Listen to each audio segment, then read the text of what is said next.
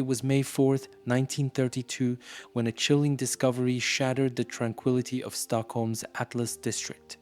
Neighbors, uneasy over the absence of 32-year-old Lilly Lindeström, contacted the authorities. Police entered her modest apartment to find a scene that defied explanation. Lilly lay face down on her bed, completely naked, her body unnervingly still. She had suffered blunt force trauma to her head, but that wasn't the most disturbing detail. Investigators discovered her blood had been partially drained. Nearby, a blood-stained gravy ladle offered a horrifying clue to the unimaginable. The sinister combination of brutality and blood extraction earned the unknown killer a name that would chill Stockholm for decades: the Atlas Vampire. Lilly Lindeström lived a quiet but unconventional life. A divorcee in her early 30s, she supported herself as a sex worker, conducting her business discreetly from her modest apartment.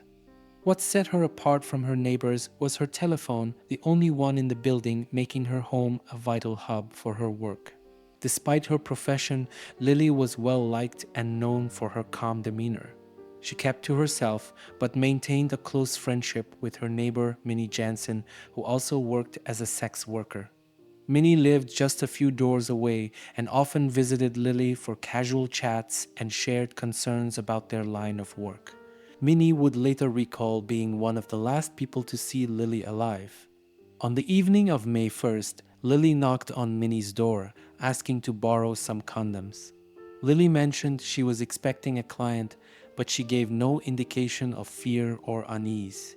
This seemingly routine encounter would soon become a haunting memory, as Minnie unknowingly witnessed the beginning of a mystery that remains unsolved to this day. The final hours of Lilly Lindeström's life began like any other evening. On May 1st, as dusk settled over Stockholm, Lilly paid a visit to her neighbor Minnie. She casually asked to borrow condoms, mentioning she was expecting a client that night. There was nothing unusual in her demeanor, no sign of fear, hesitation, or suspicion. That brief interaction became the last confirmed sighting of Lilly alive. Days passed without any sign of her. Minnie, who was accustomed to seeing, or at least hearing from Lilly regularly, grew increasingly uneasy. She tried calling Lily's phone, but there was no response. The silence was deafening, and Minnie's concern turned into alarm. Unable to shake her growing dread, Minnie reached out to the police. What started as an absence soon unraveled into one of Stockholm's most chilling mysteries. When investigators stepped into Lilly Lindeström's apartment, the eerie stillness told its own story. Her body, lying face down on the bed, bore no signs of a struggle. There were no defensive wounds, no bruises on her hands or arms to suggest she had fought back. This lack of resistance raised a chilling possibility. Lilly might have known her killer. Perhaps she had let them in willingly, unaware of the danger she faced, or she was taken completely by surprise. The apartment itself offered few clues. There were no signs of forced entry, no overturned furniture, no shattered glass. Even more strangely, her personal belongings and valuables were untouched. Her purse, jewelry, and other items remained exactly where they should have been, ruling out robbery as a motive. But one detail stood out: the gravy ladle, blood-stained and sinister, lying close to her body. It hinted at something far darker, something more calculated than a simple act of violence. Whatever had happened in that room, it was clear that the killer had left behind more questions than answers. As investigators delved into the autopsy results, the details only deepened the mystery. Lily's body revealed a horrifying truth. Her blood had been deliberately drained. The exact extent of the blood loss remains a point of debate. Some sources suggest her body was nearly emptied, while others believe only a portion of her blood was taken. The blood-stained ladle discovered at the scene became a critical clue. Forensic experts speculated it may have been used to extract her blood, a method both grotesque and methodical. The idea of a killer not only taking a life, but also carefully draining blood pointed to a chilling level of calculation. Adding to the horror, there was no evidence of spillage or mess around the room. If her blood had been drained on site, it was done with an unnerving precision. The forensic findings gave rise to more questions than answers. Was this the work of a disturbed individual with a twisted ritualistic motive? Or did the blood itself serve a specific purpose, hinting at an even darker obsession? The investigators were left with an unsettling truth. This was not just a murder, it was something far more sinister. The investigation into Lilly Lindeström's death began with urgency, but progress was slow and frustrating. Police turned their attention to her clients and acquaintances, methodically interviewing anyone who might have been connected to her in the days leading up to the murder. Despite their efforts, no substantial leads emerged. The people closest to Lilly either had alibis or claimed to know nothing about the crime. Even her last known client, a potential key witness, remained unidentified, vanishing into obscurity like a shadow in the night. The limitations of forensic technology in the early 20th century posed another significant challenge. Without modern tools like DNA analysis or advanced crime scene reconstruction, investigators were left to rely on rudimentary methods, witness statements, circumstantial evidence, and intuition. Each dead end brought a growing sense of frustration. Days turned into weeks, and the chilling case of the Atlas vampire began slipping into obscurity. Despite the heinous nature of the crime, it seemed destined to join the long list of unsolved mysteries. But while the official investigation stalled, the questions surrounding Lilly's death only grew louder in the minds of those who refused to let the case be forgotten. As the investigation faded into silence, the public and press filled the void with theories, each one more unsettling than the last. Who could have committed such a bizarre and calculated act? And more disturbingly, why? One of the most persistent theories pointed to a deranged client. Perhaps someone with dark, vampiric fantasies had arranged a meeting with Lilly, seeking not only her company but also her blood. The precise manner in which the blood was drained seemed to align with an individual who had carefully planned the act rather than a random crime of passion. Others believed the killing was ritualistic in nature. The draining of blood, the lack of a struggle, and the absence of theft suggested a motive rooted in something far beyond conventional reasoning. Could the perpetrator have been part of an occult group, or was this the work of someone fulfilling their own twisted ritual? A darker theory delved into clinical vampirism, a rare psychological condition in which individuals experience an obsession with drinking blood. While cases of clinical vampirism have been documented, they are exceedingly rare and difficult to verify. Yet the unusual nature of the crime seemed to align with this macabre condition, sparking debate among amateur sleuths and psychologists alike. No single theory could explain every detail of the case, leaving the truth suspended in a web of speculation. Each theory added another layer of mystery to a crime that, even decades later, feels more like a dark legend than a solved case. As news of Lilly Lindeström's brutal murder spread, the media seized on the bizarre and unsettling details. Headlines screamed of blood-draining and vampiric rituals, painting the unknown assailant as a sinister figure lurking in the shadows of Stockholm. It wasn't long before the press bestowed the chilling moniker, the Atlas Vampire. The name captured the public's imagination, elevating the crime from a local tragedy to a story steeped in macabre allure. Readers devoured every report, hungry for details about the mysterious figure who had eluded the authorities. The combination of real-life horror and the supernatural connotations of vampirism made the case a sensation, embedding it into Sweden's cultural memory.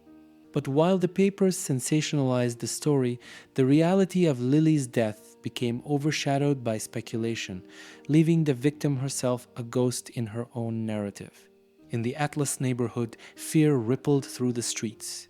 The gruesome details of Lilly Lindeström's murder were enough to keep residents awake at night, peering over their shoulders and locking their doors tighter than ever before. For a district known for its modest, hard-working residents, the crime was a chilling anomaly. Whispers of the Atlas vampire filled the air, sparking paranoia and suspicion among neighbors. Everyone wondered, was the killer one of their own, hiding in plain sight? Or had a stranger wandered into their quiet community, bringing terror with them? The lack of resolution only deepened the unease. Weeks turned into months, yet the case remained unsolved. For the people of Atlas, the unanswered questions loomed large, casting a shadow over their once familiar streets. The sense of security they had taken for granted was shattered, and in its place lingered an unsettling truth. A killer had walked among them, and they might never know who it was. Decades after the murder of Lilly Lindeström, the chilling mystery of the Atlas vampire continues to haunt true crime enthusiasts and investigators alike. Many have speculated that, had the crime occurred today, advancements in forensic science might have provided the answers that eluded authorities in the early 20th century. DNA analysis could have identified the killer from hair, skin, or even traces of blood left at the scene. Modern tools like luminol might have revealed hidden traces of blood spatter, reconstructing the events that unfolded in that fateful room. Even behavioral profiling could have offered insights into the mind of the perpetrator, helping to narrow down potential suspects. But the harsh reality is that time has eroded the case's evidence. The blood-stained ladle, Lilly's belongings, and even the apartment itself have long since vanished into history. Without these vital pieces, the mystery remains firmly locked in the past, tantalizing but unreachable. For modern investigators and enthusiasts, the Atlas vampire represents more than just an unsolved crime. It's a stark reminder of how much depends on preserving evidence. It's an enduring what if in the world of criminal investigations, a case that might have been solvable if it had only occurred in a different era. The haunting question persists: did the truth die with the killer, or does it still lie buried in forgotten archives, waiting for someone to piece it together? The unsettling nature of the Atlas vampire case may seem unique, but it isn't entirely isolated. Throughout history, there have been other chilling incidents where victims were discovered with blood drained or in circumstances hinting at vampiric rituals. One of the most infamous examples is the Highgate vampire incident in London during the 1970s. While rooted more in folklore than fact, the Highgate case involved reports of blood-drained animals and sightings of a dark, spectral figure in a local cemetery. Though no human victims were confirmed, the hysteria surrounding the alleged vampire drew global attention, blurring the line between urban legend and real fear. In the early 1900s, stories emerged from New England about exhumed corpses believed to be draining the life from the living. These vampire panics often led to disturbing rituals, such as burning bodies or removing hearts, driven by superstition and fear of the unknown. While these cases differ from Lilly Lindeström's in many ways, they share an eerie connection: the blending of real-world horror with the supernatural. Each one leaves behind unanswered questions, feeding the public's fascination with the macabre. The Atlas vampire may stand alone in its specifics, but its themes echo through history, a dark thread tying together the unexplainable and the unknown. The Atlas vampire case has transcended its grim origins to become a story woven into the fabric of folklore and popular culture. Its eerie combination of real-world violence and supernatural undertones has inspired numerous creative works, from books to documentaries, that delve into the macabre mystery. True crime authors have examined the case in detail, exploring how its vampiric elements reflect society's fascination with the supernatural. Documentaries about unsolved murders often include the Atlas vampire as a haunting example of a crime that defies easy explanation, blending forensic analysis with psychological speculation. In literature, the case often appears in anthologies of unsolved mysteries where its folkloric nickname adds a layer of intrigue. Some fictionalized accounts take creative liberties, transforming Lilly's story into one of Gothic horror, imagining her killer as a literal vampire lurking in Stockholm's shadows. The case also reflects a cultural fear of the unknown. In a time when science and superstition often collided, the strange details of Lilly's murder, blood draining, and ritualistic overtones sparked public imagination, feeding the narrative of an otherworldly predator. Through these interpretations, the Atlas vampire has become more than just an unsolved crime. It is a cultural touchstone, a reminder of how humanity seeks meaning in the inexplicable and how stories endure long after the facts are lost to time. Decades later, the Atlas vampire case continues to haunt investigators and true crime enthusiasts alike, leaving behind a trail of unanswered questions that seem as insurmountable as the crime itself.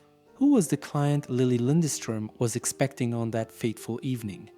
Was this person a regular visitor, someone she trusted, or a stranger whose true intentions were hidden beneath a facade of normalcy? Despite exhaustive interviews and inquiries, the identity of her last visitor was never uncovered. And then there is the most unsettling question. Why? What compelled the killer to drain her blood? Was it symbolic, a ritualistic act designed to fulfill some dark belief system? Or was it indicative of a deeper, more disturbing psychological compulsion? The blood-stained ladle left behind at the scene hints at a calculated, deliberate act, but its purpose remains shrouded in mystery. Was it an instrument of ritual, or simply the macabre tool of someone consumed by obsession? And finally, the most haunting question of all: why did the killer vanish so completely, leaving no trace, no pattern, no subsequent crimes? Did they stop because they achieved their goal, or were they never caught because they were clever enough to disappear without a trace? These unanswered questions linger like a shadow over the case, a stark reminder that some truths may never come to light. In the early 20th century, the boundary between science and superstition was still tenuous. The sensational details of the Atlas vampire case, blood draining, ritualistic overtones, and the eerie nickname stirred fears deeply rooted in folklore. For some, the idea of a literal vampire preying on Lilly Lindeström was not out of the realm of possibility. This fascination with the supernatural may have influenced both the investigation and public perception. While the police sought tangible evidence, the press and public leaned into the mystery's folkloric aspects, perhaps overlooking more conventional leads.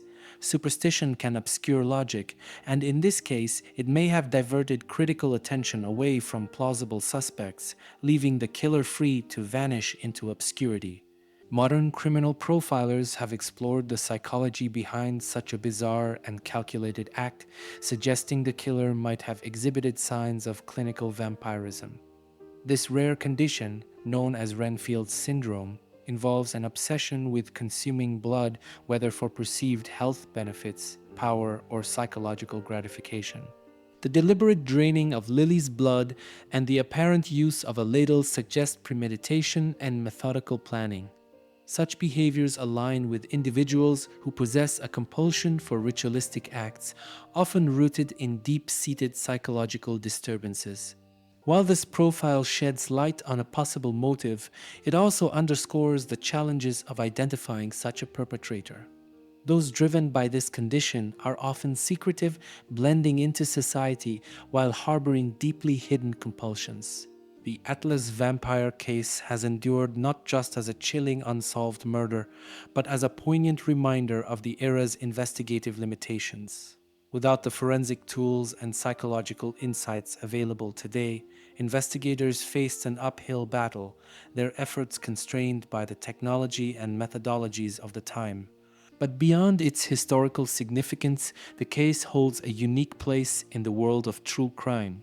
It embodies the enduring allure of unsolved mysteries, the tantalizing blend of fact and speculation, the chilling details that refuse to fade, and the nagging feeling that the truth might still be out there, buried beneath decades of silence. The legacy of the Atlas vampire is one of intrigue, a haunting reminder that some mysteries defy resolution and continue to capture the imagination of all who dare to look into the darkness.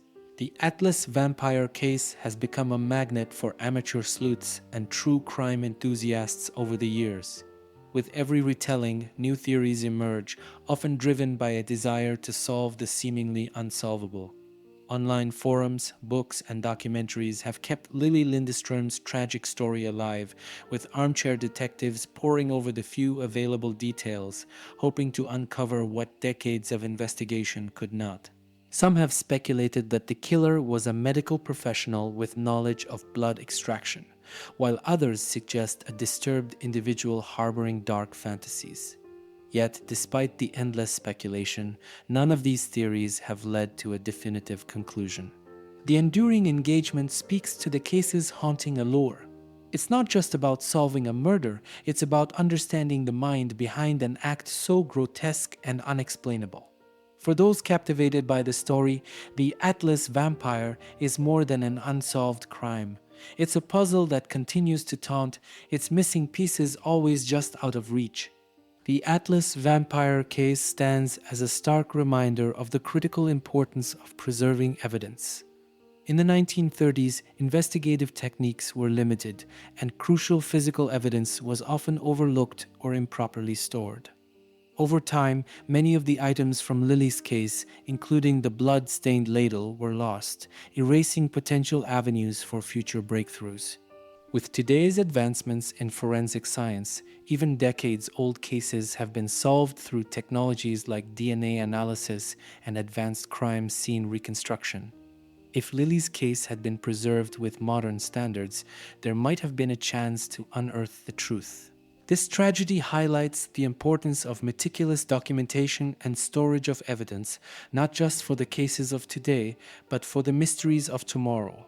The tools to solve such crimes may not exist yet, but preserving the story and its artifacts ensures that future investigators have every possible chance to uncover the answers that remain hidden. As captivating as the Atlas vampire case is, it's vital to remember the human cost behind the mystery. Lilly Lindeström was not just a victim, she was a person, a woman with dreams, struggles, and connections to those who cared for her. The chilling details of her murder can easily overshadow her life, reducing her story to a spectacle. But every theory, every retelling must carry the weight of her tragedy with respect and empathy. True crime enthusiasts and investigators alike must tread carefully, ensuring that Lilly's memory is honored, even as the mystery of her death continues to intrigue. The Atlas vampire case endures because it sits at the crossroads of crime and the supernatural, fact and folklore. It's a story that refuses to fade, haunting the imagination of all who hear it. The unanswered questions and chilling details remind us of the fragility of life and the darkness that can lurk in the most ordinary places. As we explore these mysteries, we must strive for balanced curiosity tempered by compassion, fascination grounded in humanity. The real story is not just about the crime, but about seeking justice for those who can no longer speak for themselves. The truth behind Lilly Lindeström's death may never come to light, but one thing remains certain: her story deserves to be told, remembered, and respected. If you found this case as haunting and thought-provoking as we did, let us know your theories in the comments. Could this crime ever be solved, or is it destined to remain a chilling enigma? Don't forget to like, subscribe, and hit the notification bell so you never miss another journey into the unknown.